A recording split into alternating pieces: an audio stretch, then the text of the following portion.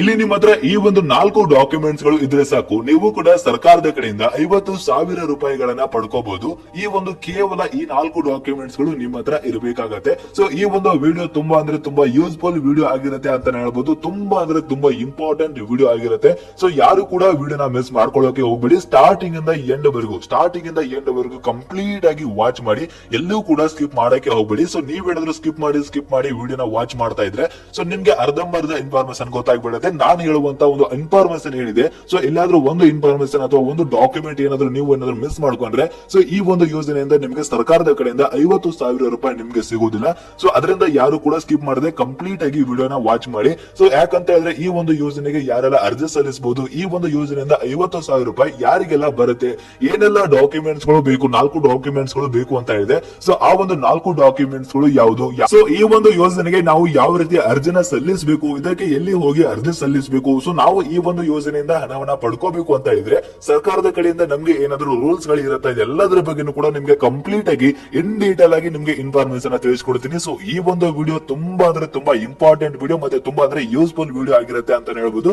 So ಯಾರು ಕೂಡ ಇದನ್ನ ಮಿಸ್ ಮಾಡ್ಕೊಳಕ್ಕೆ ಹೋಗಬೇಡಿ. ಸರ್ಕಾರದ ಕಡೆಯಿಂದ 50,000 ರೂಪಾಯಿ ನಿಮ್ಗೆ ಸಿಗುತ್ತೆ. ಸೊ ಕಂಪ್ಲೀಟ್ ಆಗಿ ವಾಚ್ ಮಾಡಿ, ಯಾರಿಗೆಲ್ಲ ಹಣ ಸಿಗುತ್ತೆ, ಯಾವ ರೀತಿ ಅರ್ಜಿ ಸಲ್ಲಿಸಬೇಕು ಅನ್ನೋದ್ರ ಬಗ್ಗೆ ಕಂಪ್ಲೀಟ್ ಆಗಿ ನಿಮ್ಗೆ ಇನ್ಫಾರ್ಮೇಶನ್ ವಿಡಿಯೋದಲ್ಲಿ ಸಿಗುತ್ತೆ. ಸೊ ಈ ಒಂದು ಇನ್ಫಾರ್ಮೇಶನ್ ನಿಮ್ಗೆ ಎಲ್ಲರಿಗೂ ಕೂಡ ಗೊತ್ತಾದ್ಮೇಲೆ ನಿಮ್ಗೆ ಇದ್ರ ಬಗ್ಗೆ ಏನೇ ಒಂದು ಡೌಟ್ ಇದ್ರು ಕೂಡ, ಇದ್ರ ಬಗ್ಗೆ ಏನು ನಿಮ್ಗೆ ಗೊತ್ತಾಗಿಲ್ಲ ಅಂತ ಹೇಳಿದ್ರೆ ದಯವಿಟ್ಟು ಕಮೆಂಟ್ ಮಾಡಿ ತಿಳಿಸಿ. ನಿಮ್ಗೆ ಆದಷ್ಟು ಕ್ಲಾರಿಟಿ ಕೊಡ್ತೀನಿ. ಪ್ರತಿಯೊಬ್ಬ ಕಮೆಂಟ್ಗೂ ಕೂಡ ನಾನು ರಿಪ್ಲೈ ಮಾಡ್ತೀನಿ.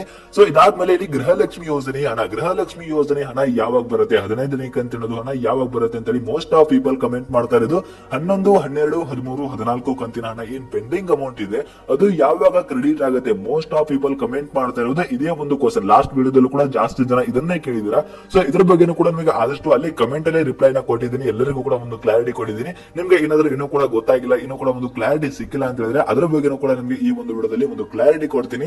ಸೊ ಇದೆಲ್ಲದರ ಬಗ್ಗೆನೂ ಕೂಡ ನಿಮಗೆ ಒಂದು ಜೆನ್ಯೂನ್ ಆಗಿರುವಂತ ಅಪ್ಡೇಟ್ ಗಳು, ಜೆನ್ಯೂನ್ ಆಗಿರುವಂತ ಒಂದು ಇನ್ಫಾರ್ಮೇಶನ್ ನಿಮ್ಗೆ ಗೊತ್ತಾಗಬೇಕು ಅಂತ ಹೇಳಿದ್ರೆ ಈ ಒಂದು ವಿಡಿಯೋನ ಸ್ಟಾರ್ಟಿಂಗ್ ಇಂದ ಎಂಡ್ ವರೆಗೂ ಕಂಪ್ಲೀಟ್ ಆಗಿ ವಾಚ್ ಮಾಡಿ, ಎಲ್ಲೂ ಕೂಡ ಸ್ಕಿಪ್ ಮಾಡಬೇಡಿ. ಸೊ ಮೊದಲು ಗೃಹಲಕ್ಷ್ಮಿ ಯೋಜನೆ ಬಗ್ಗೆ ಏನೆಲ್ಲ ಅಪ್ಡೇಟ್ಸ್ ಇದೆ ಅದರ ಬಗ್ಗೆ ತಿಳಿಸ್ಕೊಡ್ತೀನಿ. ಗೃಹಲಕ್ಷ್ಮಿ ಯೋಜನೆಯ 15ನೇ ಕಂತಿನ ಹಣ ಯಾವಾಗ ಬರುತ್ತೆ ನಿಮ್ಮ ಖಾತೆಗಳಿಗೆ, ಮತ್ತೆ ಪೆಂಡಿಂಗ್ ಅಮೌಂಟ್ ಯಾರಿಗಿಲ್ಲ ಇನ್ನೂ ಕೂಡ ಬಂದಿಲ್ಲ. ಮೋಸ್ಟ್ ಆಫ್ ಪೀಪಲ್ ನಿನ್ನೆ ಕಮೆಂಟ್ ಮಾಡ್ತಾ ಇರೋದು ಪೆಂಡಿಂಗ್ ಅಮೌಂಟ್ 11, 12, 13, 14ನೇ ಕಂತಿನವರೆಗೂ ಕೂಡ ಯಾರಿಗೆಲ್ಲ ಪೆಂಡಿಂಗ್ ಇದೆ ಅದು ಯಾವಾಗ ಕ್ರೆಡಿಟ್ ಆಗುತ್ತೆ ಅದ್ರ ಬಗ್ಗೆನೂ ಕೂಡ ನಿಮಗೆ ಒಂದು ಇನ್ಫಾರ್ಮೇಶನ್ ತಿಳಿಕೊಡ್ತೀನಿ.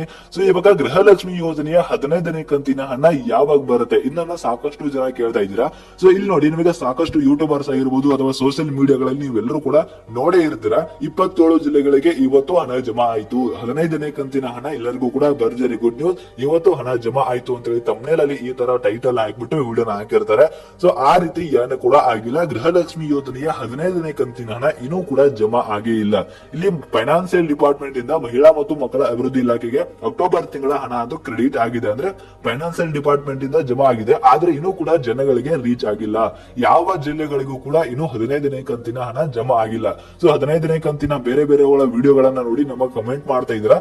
ಬೇರೆಯವರ ಅಂದ್ರೆ 15ನೇ ಕಂತಿನ ಹಣ ಈ ಜಿಲ್ಲೆಗಳಿಗೆ ಜಮಾ ಆಯ್ತು ಅಂತೇಳಿ ಸಾಕಷ್ಟು ಜನ ವಿಡಿಯೋನ ಹಾಕಿರ್ತಾರೆ. ಸೊ ಅದನ್ನ ನೋಡ್ಬಿಟ್ಟು ಇಲ್ಲಿ ನಮ್ಗೆ ಕಾಮೆಂಟ್ ಮಾಡ್ತಾ ಇದ್ರೆ 15ನೇ ಕಂತಿನ ಹಣ ಜಮಾ ಆಯ್ತು ಅಂತ ಹೇಳಿ. ಸೊ ನಿಮ್ಮ ಮೈಂಡ್ ಅಲ್ಲಿ ಆ ತರ ಏನಾದ್ರು ಇದ್ರೆ ಈಗಲೇ ಅದನ್ನ ತೆಗೆದ್ಬಿಡಿ. ಯಾಕಂತ ಹೇಳಿದ್ರೆ ಗೃಹಲಕ್ಷ್ಮಿ ಯೋಜನೆಯ 15ನೇ ಕಂತಿನ ಹಣ ಇನ್ನೂ ಕೂಡ ಜಮಾ ಆಗಿಲ್ಲ. ಸೊ ಯಾವಾಗ ಜಮಾ ಆಗುತ್ತೆ ಅದ್ರ ಬಗ್ಗೆ ನಿಮಗೆ ಒಂದು ಜೆನ್ಯೂನ್ ಆಗಿರುವಂತಹ ಅಪ್ಡೇಟ್ ಗಳು ನಿಮಗೆ ಬೇಕು ಅಂತ ಹೇಳಿದ್ರೆ ಈಗಲೇ ಈ ಒಂದು ಚಾನಲ್ಗೆ ಸಬ್ಸ್ಕ್ರೈಬ್ ಮಾಡ್ಕೊಳ್ಳಿ.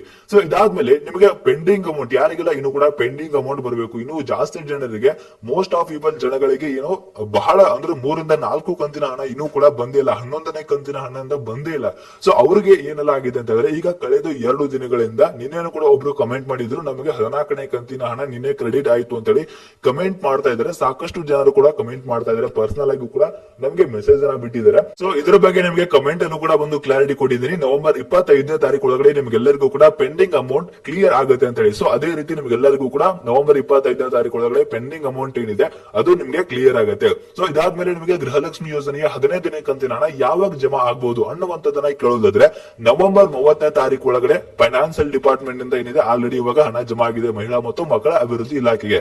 ಸೊ ನವೆಂಬರ್ 30ನೇ ತಾರೀಕಿಂದ ನಿಮಗೆ 15ನೇ ಕಂತಿನ ಹಣವನ್ನ ಬಿಡುಗಡೆ ಮಾಡೋದಕ್ಕೆ ಎಲ್ಲಾ ಪ್ರೋಸೆಸ್ ಕೂಡ ಸ್ಟಾರ್ಟ್ ಆಗುತ್ತೆ. ಆ ನಂತರ ನಿಮಗೆ ಡಿಸೆಂಬರ್ 10ನೇ ತಾರೀಕು ಒಳಗಡೆ ನಮ್ಮ ಕರ್ನಾಟಕದ ಎಲ್ಲಾ ಗೃಹಲಕ್ಷ್ಮಿಯರಿಗೂ ಕೂಡ 15ನೇ ಕಂತಿನ ಹಣ ನಿಮ್ಮ ಖಾತೆಗಳಿಗೆ ಜಮಾ ಆಗುತ್ತೆ. ಸೊ ಬೇರೆ ಯೂಟ್ಯೂಬರ್ಸ್ ಗಳು ಏನ್ ಹೇಳ್ತಾ ಇರ್ತಾರೆ 27 ಜಿಲ್ಲೆಗಳಿಗೆ ಇವತ್ತು ಜಮಾ ಆಯ್ತು ಅಂತ ಹೇಳಿ. ಸೊ ಅದು ಒಂದು ಕ್ಲಿಕ್ ಬೇಟ್ ಆಗಿರುತ್ತೆ. ಸೊ ತಮ್ಮನಲ್ಲಿ ಆ ತರ ಟೈಟಲ್ ಹಾಕಿರ್ತಾರೆ. ಸೊ ಆ ತರ ಇನ್ನೂ ಕೂಡ ಇಲ್ಲ. ಇನ್ನು ಯಾವ ಜಿಲ್ಲೆಗಳಿಗೂ ಕೂಡ 15ನೇ ಕಂತಿನ ಹಣ ಜಮಾ ಆಗಿಲ್ಲ, ಇದ್ರ ಬಗ್ಗೆ ನಿಮಗೆ ಒಂದು ಕ್ಲಾರಿಟಿ ಇರಲಿ. ಸೊ ಇದೆಲ್ಲದರ ಬಗ್ಗೆ ಕೂಡ ನಿಮ್ಗೆ ಒಂದು ಕ್ಲಾರಿಟಿ ಸಿಕ್ತು ಅಂತ ಅನ್ಕೋತೀನಿ. ಸೊ ಇವಾಗ ಡೈರೆಕ್ಟ್ ಆಗಿ ನೀವು ಎಲ್ಲರೂ ಕೂಡ ವೇಟ್ ಮಾಡ್ತಾ ಇರೋ ಬಗ್ಗೆ ಸರ್ಕಾರದ ಕಡೆಯಿಂದ 50,000 ರೂಪಾಯಿ ಹಣ ನಿಮ್ಗೆ ಜಮಾ ಆಗತ್ತೆ ಅಂತ ಹೇಳಿ ಏನೋ ಒಂದು ಹೇಳಿದೆ. ಸೊ ಅದ್ರ ಬಗ್ಗೆ ಕೂಡ ನೀವೆಲ್ಲರೂ ಕೂಡ ವೇಟ್ ಮಾಡ್ತಾ ಇದ್ರ. ಸೊ ಈಗ ಅದ್ರ ಬಗ್ಗೆ ನಿಮ್ಗೆ ಒಂದು ಕ್ಲಾರಿಟಿ ಕೊಡೋದಾದ್ರೆ, ಇಲ್ಲಿ ಸರ್ಕಾರದ ಕಡೆಯಿಂದ 50,000 ರೂಪಾಯಿ ಹಣ ಬರ್ತಾ ಇದೆ. ಅದಕ್ಕೆ ಯಾವ ರೀತಿ ಅರ್ಜಿ ಸಲ್ಲಿಸಬೇಕು, ಅದನ್ನ ಯಾವ ರೀತಿ ಪಡ್ಕೋಬೇಕು ಅಂತ ಹೇಳಿ ನೀವೆಲ್ಲರೂ ಕೂಡ ವೇಟ್ ಮಾಡ್ತಾ ಇದ್ರ. ಸೊ ಅದ್ರ ಬಗ್ಗೆ ಕೂಡ ವಿಡಿಯೋದಲ್ಲಿ ನಿಮ್ಗೆ ಏನೆಲ್ಲ ಡಾಕ್ಯುಮೆಂಟ್ಸ್ ಗಳು ಬೇಕು, ಯಾವ ರೀತಿ ಅರ್ಜಿ ಸಲ್ಲಿಸಬೇಕು, ಎಲ್ಲಿ ಹೋಗಿ ಅರ್ಜಿ ಸಲ್ಲಿಸಬೇಕು, ಏನೆಲ್ಲ ರೂಲ್ಸ್ ಗಳು ನಿಮಗೆ ಇಲ್ಲಿ ಇರುತ್ತೆ ಅಂತ ಹೇಳಿ ಎಲ್ಲದರ ಬಗ್ಗೆ ಕೂಡ ನಿಮಗೆ ಕ್ಲಾರಿಟಿ ಕೊಡ್ತೀನಿ. ಸೊ ಯಾರು ಇನ್ನು ಕೂಡ ಈ ವಿಡಿಯೋಗೆ ಒಂದು ಲೈಕ್ ಕೊಟ್ಟಿಲ್ಲ, ಪ್ರತಿಯೊಬ್ಬರು ಕೂಡ ವಿಡಿಯೋಗೆ ಒಂದು ಲೈಕ್ ಕೊಟ್ಬಿಟ್ಟು ನಿಮ್ಗೆ ಇದೇ ರೀತಿ ಅಪ್ಡೇಟ್ ಗಳು ಬೇಕು ಅಂತ ಹೇಳಿದ್ರೆ ಆರ್ಜೆ ಅಪ್ಡೇಟ್ಸ್ ಯೂಟ್ಯೂಬ್ ಚಾನಲ್ ಗೆ ಸಬ್ಸ್ಕ್ರೈಬ್ ಮಾಡ್ಕೊಳ್ಳಿ. ಸೊ ವಿಡಿಯೋನ ಸ್ಟಾರ್ಟ್ ಮಾಡೋದಾದ್ರೆ, ಈಗ ನಿಮ್ಗೆ ಸರ್ಕಾರದ ಕಡೆಯಿಂದ 50,000 ರೂಪಾಯಿ ನಿಮ್ಗೆ ಜಮಾ ಆಗ್ತಾ ಇದೆ.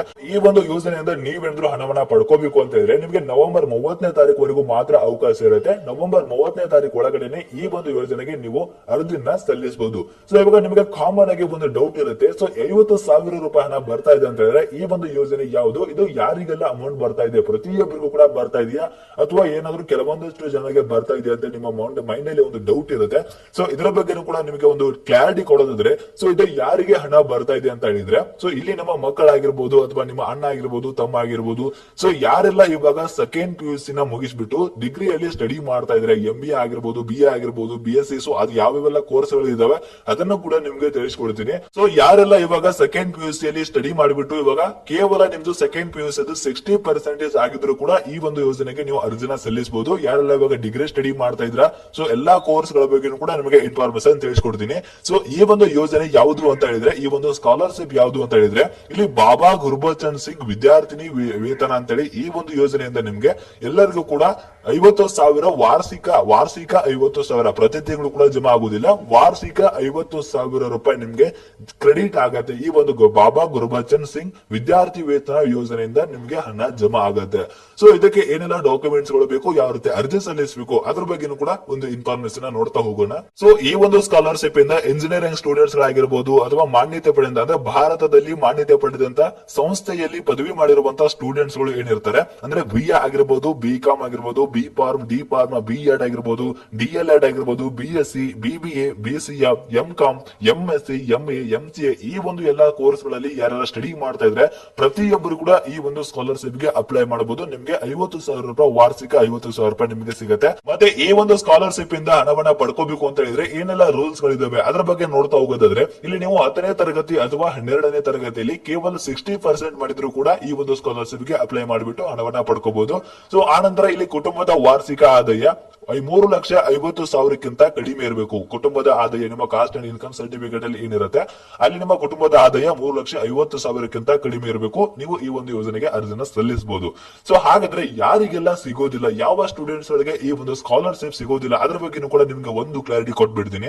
ಸೊ ಇಲ್ಲಿ ಯಾರೆಲ್ಲ ನಿಮ್ಗೆ ಆಗ್ಲೇ ಏನೆಲ್ಲ ಕೋರ್ಸ್ ಗಳಿದೆ, BSc ಆಗಿರ್ಬೋದು, BA ಆಗಿರ್ಬೋದು, M.Com ಆಗಿರ್ಬೋದು, BSc, BCA ಏನೆಲ್ಲ ಕೋರ್ಸ್ ಗಳನ್ನ ಹೇಳಿದೆ, ಸೊ ಆ ಒಂದು ಕೋರ್ಸ್ ಗಳಿಗೆ ಇಂಜಿನಿಯರಿಂಗ್ ಸ್ಟೂಡೆಂಟ್ಸ್ ಆಗಿರ್ಬೋದು ಅಥವಾ ಮೆಡಿಕಲ್ ಸ್ಟೂಡೆಂಟ್ಸ್ ಆಗಿರ್ಬೋದು, ಸೊ ಯಾರೆಲ್ಲ ಈ ಒಂದು ಕೋರ್ಸ್ ಗಳನ್ನ ಮ್ಯಾನೇಜ್ಮೆಂಟ್ ಸೀಟ್ ಇಂದ ಮ್ಯಾನೇಜ್ಮೆಂಟ್ ಕೋಟಾ ಇಂದ ನೀವೇನಾದ್ರೂ ಸೀಟ್ ನ ತೆಗೆದುಕೊಂಡಿದ್ದೀರಾ ಅಂತ ಹೇಳಿದ್ರೆ ನಿಮ್ಗೆ ಈ ಒಂದು ಸ್ಕಾಲರ್ಶಿಪ್ ಗೆ ಅಪ್ಲೈ ಮಾಡೋದಕ್ಕೆ ಎಲಿಜಿಬಲ್ ಇರೋದಿಲ್ಲ. ಆನಂತರ ಹಿಂದಿನ ವರ್ಷದ ಯಾವುದೇ ವಿಷಯದಲ್ಲಿ ಅಥವಾ ಯಾವುದೇ ಸೆಮ್ ನಲ್ಲಿ ನೀವೇನಾದ್ರೂ ಉತ್ತೀರ್ಣರಾಗಿದ್ರೆ ಅಂದ್ರೆ ಫೇಲ್ ಆಗಿದ್ರೆ, ನೀವು ಯಾವುದೇ ಒಂದು ಸಬ್ಜೆಕ್ಟ್ ಅಲ್ಲಿ ಫೇಲ್ ಆಗಿದ್ರೆ ಈ ಒಂದು ಸ್ಕಾಲರ್ಶಿಪ್ ಗೆ ಅಪ್ಲೈ ಮಾಡೋದಕ್ಕೆ ನಿಮ್ಗೆ ಆಗೋದಿಲ್ಲ. ಸೊ ಕೇವಲ ನೀವು 10ನೇ ತರಗತಿ ಅಥವಾ 12ನೇ ತರಗತಿಯಲ್ಲಿ 60% ಮಾಡಿದ್ರು ಕೂಡ ನೀವು ಅಪ್ಲೈನ ಮಾಡಬಹುದು. ಆ ನಂತರ ನಿಮ್ಮ ವಾರ್ಷಿಕ ಆದಾಯ 3,50,000ಕ್ಕಿಂತ ಕಡಿಮೆ ಇರಬೇಕು. ಸೊ ಎಲ್ಲಾ ಸ್ಟೂಡೆಂಟ್ಸ್ ಗಳು ಕೂಡ ಈ ಒಂದು ಸೆಕೆಂಡ್ PUC ಅಲ್ಲಿ ಸ್ಟಡಿ ಮಾಡಿ 60% ಮಾಡಿರುವಂತಹ ಎಲ್ಲಾ ಸ್ಟೂಡೆಂಟ್ಸ್ ಗಳು ಕೂಡ ಇವಾಗ ಯಾರೆಲ್ಲ ಡಿಗ್ರಿ ಮಾಡ್ತಾ ಇದ್ರೆ ಅವರು ಕೂಡ ಅಪ್ಲೈನ ಮಾಡಬಹುದು.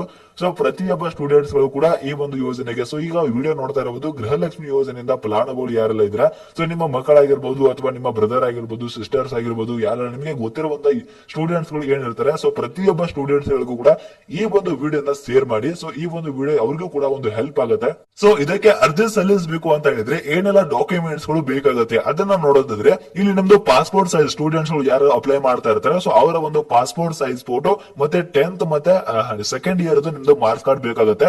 ಆ ನಂತರ ನೀವು ಏನು ಅಡ್ಮಿಷನ್ ಮಾಡುವಾಗ ಫೀಸ್ ಪೇಮೆಂಟ್ ಒಂದು ರಿಸಿಪ್ಟ್ ಏನಿರುತ್ತೆ ಅದು ಚಲನ್ ಅಂತ ಹೇಳಿ, ಸೊ ಅದು ನಿಮ್ಮ ಹತ್ರ ಒಂದು ಚಲನ್ ರಿಸಿಪ್ಟ್ ಇರಬೇಕು. ಆ ನಂತರ ಎಲ್ಲಾ ಸೆಮಿಸ್ಟರ್ ಕೂಡ ನಿಮ್ದು ರಿಸಲ್ಟ್ ಏನಿರುತ್ತೆ, ರಿಸಲ್ಟ್ ಬಂದಿರುತ್ತೆ, ಸೊ ಅದ್ರದ್ದು ಮಾರ್ಕ್ಸ್ ಕಾರ್ಡ್ ಇರಬೇಕಾಗುತ್ತೆ. ಡಿಗ್ರಿಯಲ್ಲಿ ಸ್ಟಡಿ ಮಾಡ್ತಾ ಇದ್ರೆ ನಿಮ್ಗೆ ಎಲ್ಲಾ ಸೆಮ್ದು ಕೂಡ ರಿಸಲ್ಟ್ ಬೇಕಾಗಿರುತ್ತೆ. ಆ ನಂತರ ಸ್ಟೂಡೆಂಟ್ಸ್ ಪಾಸ್ಬುಕ್ ಮತ್ತೆ ಆಧಾರ್ ಕಾರ್ಡ್ ಇಷ್ಟು ಇದ್ರೆ ನಿಮ್ದು ಈ ಒಂದು ಸ್ಟೂಡೆಂಟ್ಸ್ ಗಳು ಎಲ್ಲ ಈ ಒಂದು ಸ್ಕಾಲರ್ಶಿಪ್ ಗೆ ಅಪ್ಲೈ ಮಾಡಬಹುದು. ಸೊ ಇಲ್ಲೇ ಸ್ಟೂಡೆಂಟ್ಸ್ ಪಾಸ್ಬುಕ್ ಮತ್ತೆ ಆಧಾರ್ ಕಾರ್ಡ್ ಕೊಟ್ಟರು ಕೂಡ ಏನು ತೊಂದರೆ ಆಗೋದಿಲ್ಲ. ಈ ಒಂದು ಬಾಬಾ ಗುರ್ಬಚನ್ ಸಿಂಗ್ ವಿದ್ಯಾರ್ಥಿ ವೇತನ ಯೋಜನೆಗೆ ಪ್ರತಿಯೊಬ್ಬ ಸ್ಟೂಡೆಂಟ್ಸ್ ಗಳು ಕೂಡ ಅಪ್ಲೈ ಮಾಡಿಬಿಟ್ಟು ವಾರ್ಷಿಕ 50,000 ರೂಪಾಯಿಗಳನ್ನ ನೀವು ಪಡ್ಕೋಬಹುದು. ಸೊ ಇದಕ್ಕೆ ಅಪ್ಲೈ ಮಾಡೋದಕ್ಕೆ ನಿಮಗೆ ಕೇವಲ ನವೆಂಬರ್ 30ರವರೆಗೂ ಕೂಡ ಟೈಮ್ ಇರುತ್ತೆ. ಸೊ ಪ್ರತಿಯೊಬ್ಬರು ಕೂಡ ಅಪ್ಲೈ ಮಾಡಬಹುದಾಗಿರುತ್ತೆ. ಸೊ ಯಾರೆಲ್ಲ ವಿಡಿಯೋನ ವಾಚ್ ಮಾಡ್ತಾ ಇದ್ರೆ ಸೊ ಇದು ನಿಮ್ಗೆ ಏನಾದ್ರೂ ಹೆಲ್ಪ್ ಆಗಿಲ್ಲ ಅಂದ್ರೂ ಕೂಡ ಯಾರಿಗೆ ನಿಮ್ಗೆ ಗೊತ್ತಿರುವಂತಹ ಸೆಕೆಂಡ್ PUC ಅಲ್ಲಿ ಸ್ಟಡಿ ಮಾಡಿ ಇವಾಗ ಡಿಗ್ರಿಯಲ್ಲಿ ಸ್ಟಡಿ ಮಾಡ್ತಾ ಇರುವಂತಹ ಸ್ಟೂಡೆಂಟ್ಸ್ ಗಳು ಯಾರು ಇರ್ತಾರೆ ಪ್ರತಿಯೊಬ್ಬರಿಗೂ ಕೂಡ ಈ ಒಂದು ವಿಡಿಯೋ ಲಿಂಕ್ ನ ಅವರಿಗೆ ವಾಟ್ಸ್ಆಪ್ ಗೆ ಶೇರ್ ಮಾಡಿ. ಸೊ ಯಾರು ಅವರು ಏನಾದ್ರು ಈ ಒಂದು ಯೋಜನೆಗೆ ಅಪ್ಲೈ ಮಾಡಿದ್ರೆ ಅವ್ರಿಗೂ ಕೂಡ ಹೆಲ್ಪ್ ಆಗುವಂತ ಸಾಧ್ಯತೆ ತುಂಬಾನೇ ಇರುತ್ತೆ. ಸೊ ಪ್ರತಿಯೊಬ್ಬರಿಗೂ ಕೂಡ ಈ ಒಂದು ವಿಡಿಯೋನ ಶೇರ್ ಮಾಡಿ. ಸೊ ಈ ಒಂದು ವಿಡಿಯೋ ಏನಾದ್ರು ನಿಮ್ಗೆ ಇನ್ಫಾರ್ಮೇಟಿವ್ ಅನ್ಸಿದ್ರೆ, ಈ ಒಂದು ವಿಡಿಯೋದಿಂದ ನಿಮ್ಗೆ ಏನಾದ್ರು ಹೆಲ್ಪ್ ಆಗಿದ್ರೆ